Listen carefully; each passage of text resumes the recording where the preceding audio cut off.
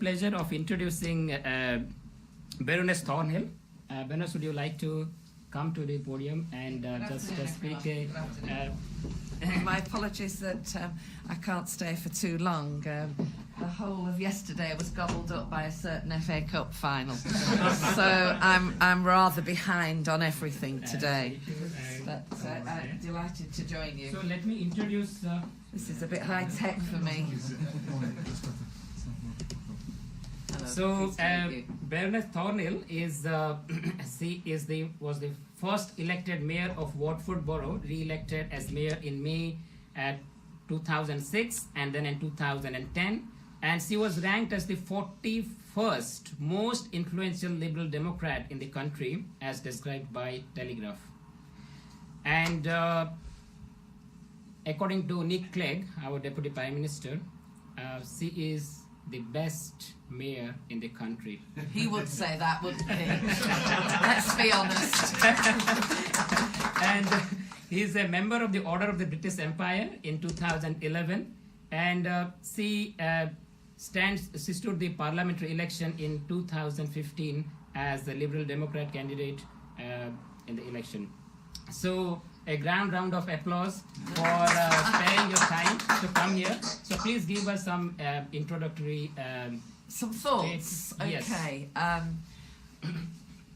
I think there's a lot of scaremongering about robots taking our jobs, and I'm married to a historian, and so I know the time when there was an agrarian revolution and everybody thought what was happening in the towns was going to ruin the country, and when the Luddites went around smashing machines because they believed that machines would take over our jobs. I just think we're in the next technological revolution, and we're going to have to embrace it. If I have a concern, I think there's always a concern about data sharing, data protection. You know, I'm a Lib Dem, and that's one of our big things. So somebody has to be a guardian of the security of data and information, and that's really important. So I think, yes, AI or virtual reality or augmented reality, all of that will take some jobs, but surely it will create new ones. It has to create new ones. So I think if I've got a concern, it's around is our training moving quickly enough to take account of what's happening in the world? I remember, even if you're a basic computer user, no sooner have you got au fait with Outlook something, and then another version comes along. And if you magnify that by the magnitude of knowledge that is around, I think we need young people with the skills that are far more adaptable and flexible to actually move with this technology. And I don't think we're anywhere near that at the moment. We're very much on the back foot. The number of companies doing this are perhaps not as innovative as we might like, although the UK has some of the most innovative, and they're nearly all based in Cambridge. But, we do have that. So I think, when you think about young people at school, you've got youngsters, Tim, the jobs that are going to be created through this are not on any careers teachers list at the moment. And so it's how does society actually prepare for the unknown, what we don't know. But that we have to prepare for it is absolutely true. With regard to Tim's question, I thought I would want the human being.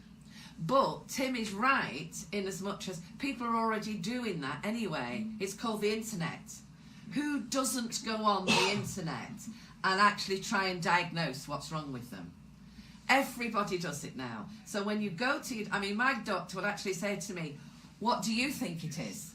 Because she assumes I've already been on and tapped in my symptoms, and I've kind of got some idea. So my first contact, I would want to be human, on the basis that people will have kind of gone through that, because what an algorithm and a robot will never be able to do is empathy, will not be able to build trust, will not be able to help with life-changing decisions. You will always need a human being for that. But at that first interaction, my understanding, forgive me, I'm a former teacher and nothing to do with healthcare, but the diagnostic process isn't just necessarily linear. You know, you can go on a programme and say, do you have headaches? Yes. What kind of pain is it? And you can click and you can go down some self-diagnosis. But a good doctor has, I think, as a layman, I would use the word intuition, but it's not intuition. Your intuition is years of experience that decisions are then intuitive decisions.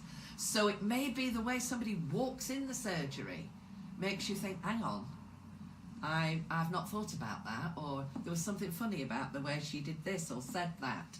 I think there will always be that need for real contact, but could some sort of AI actually get rid of routine, boring checks, do things? Of course, it will happen. The sooner the better. You know, why can I not have a Skype conversation with my doctor rather than sitting in a germ-infested surgery that I'll have struggled to get down to, or if I'm an old person and I haven't got anybody to take me down there? We are so far behind the curve of the technology at the moment. There is much that could be done quickly with the current technologies available. And then, as I say, there's the training for the technologies that we can only imagine. And then there's the issues around data sharing protections that I think are in a big box on their own, marked ultra important. But I'll end on the note that what I think is very, very important is that healthcare professionals do not leave this to entrepreneurs and commercial companies to drive. If all of this AI is not clinician-based, is not sound, and is not based on that, then it won't do the job that we want to do. It has to be a collaborative process.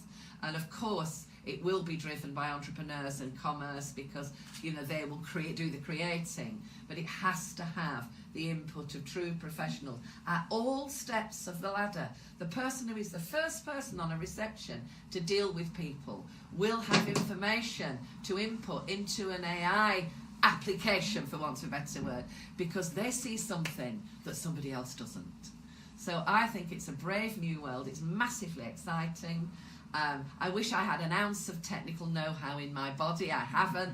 I envy those who have. But we can't just leave it to you guys who have. It needs to be a very human process and a very collaborative one. But it's great that you're discussing it, great that it's on your agenda.